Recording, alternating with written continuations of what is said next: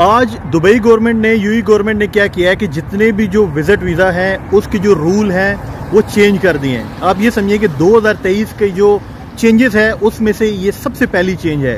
क्या है वो? ये है कि जितने भी लोग पहले जो भी विजिट वीज़ा के ऊपर ओवर स्टे होते थे, उस वक्त जितने भी दिन का जो फाइन होता था, जितने भी दिन ओवर स्टे होते थे, जब वो एग्जिट करते थे तो एयरपोर्ट के ऊपर इमिग्रेशन में वो फाइन पे कर देते थे। लेकिन अब क्या हुआ है कि अब इन्होंने उसके अंदर चेंज लेके हैं और ये बोला है कि भाई एक तो फाइन जो आप पे करते थे वो पे करना पड़ेगा, लेकिन प्लस उसके साथ जो है वो आपको आउट पास भी लेना पड़ेगा। अब इसके पीछे क्या रीज़न है, उसकी क्या कॉन्सिक्वेंसेस हैं, जैसे ही ये डिटेल आएगी मैं आपको वीडियो बना के बताऊँ। अगर आप ओमान देश में आ चुके हैं तो ओमान देश में आपने कंपनी में जॉब पकड़ लिया है, आप रूम में आ गए हैं, तो रूम में आपको तमाम तरह के लोग मिलेंगे। रूम में ऐसे ऐसे लोग बोलेंगे कि आप जो है आप गलत कंपनी में आ गए हैं, आपका सैलरी कम है, तो ये कम है, तो वो कम है, आपको मतलब कि बोलेंगे कि आप गलत जगह आ गए हैं। तो इन्हीं सारी टॉपिक में मैं बात करूंगा कि रूम वाले आपको क्या क्या बोल सकते हैं, क्या क्या आपको सुनना पड़ सकता है अगर आप फ्रेशर हैं। तो जाइए हमारे चैनल को सब्सक्राइब कीजिए, लाइक कीजिए, शेयर कीजिए, अपने भाई को सपोर्ट कीजिए ताकि आपका भाई और भी अच्छी तरीके से आपको जानकारी दे सके। तो चलिए वीडियो को स्टार्ट करते हैं। दोस्तों, अगर आप ओमान में आज आ चुके हैं या ओमान आने वाले हैं तो आपको जानकारी रखनी पड़ेगी कि आप रूम में रहते हैं तो रूम में करीब 6 लोग, 7 लोग, 10 लोग एनी टाइम रूम में रहते हैं। तो रूम में तमाम तरह की परेशानियां होती है, आपको हर जगह कंप्रोमाइज़ करना पड़ेगा।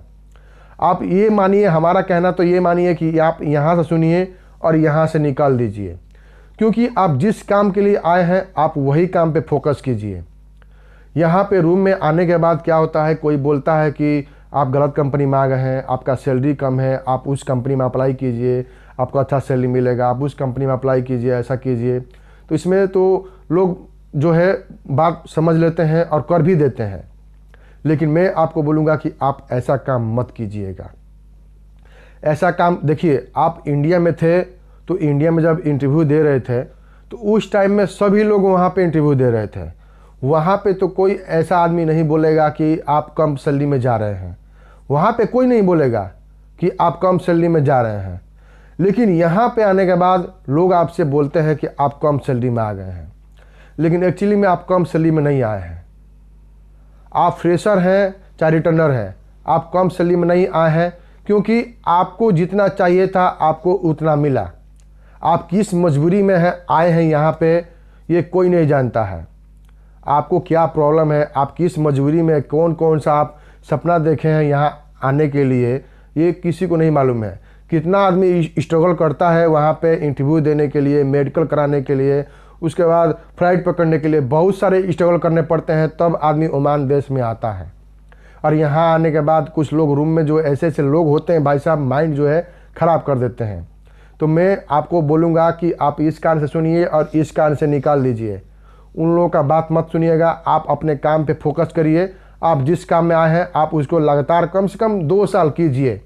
आपको अगर ज़्यादा दिन नहीं रहना है, मुश्किल नहीं है, सैलरी कम है, मुश्किल नहीं है, आप 2 साल कीजिए, अपने पासपोर्ट पे मोहर लगवाइए। उसके बाद अगर आप कंपनी छोड़ते भी हैं तो आप कोई दूसरी कंपनी में जाएंगे तो आपको सैलरी बढ़ के मिल सकता है। लेकिन अगर आप कंपनी में हैं और कंपनी अब चेंज करेंगे दूसरे कंपनी में, तो हो सकता है कि इससे भी ख़राब कंपनी मिल जाए। आप नए नए रहते हैं, ये सब के चक्कर में मत पड़िए।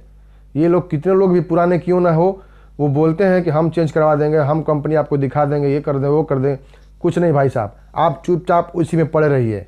आपको 2 साल काम करना है, 2 साल कीजिए, उसके बाद आपका दिल नहीं करता है आप रिजाइन मारिए, घर पे आइए, दूसरे कंपनी जाना है दूसरे कंपनी में जाइए। लेकिन वहाँ पे रूम वालों का बात मत सुनिए, क्योंकि सुनते ये जो बाल है ये मेरा सफ़ेद हो गया है, ये देख लीजिए, सुनते बाल सफ़ेद हो गया। तो इसलिए मैं आपसे बोल रहा हूँ कि आपके साथ भी ऐसा हो सकता है। क्यों हो सकता है? क्योंकि मेरे साथ भी हुआ है। हमने जहाँ जहाँ गया है वहाँ ऐसे ऐसे लोग मिले हैं कि हम क्या बताएं। तो इसीलिए किसी की बात सुनना नहीं है। तो चलिए दोस्तों, मैं वीडियो में आपको अच्छी तरीके से आपको समझाया हूँ। हमारे चैनल में जो है ज़्यादातर ओमान कंट्री के बारे में, मेडिकल के बारे में, पासपोर्ट के बारे में, वीज़ा के बारे में तमाम इन्फॉर्मेशन दी जाती है हमारे चैनल में।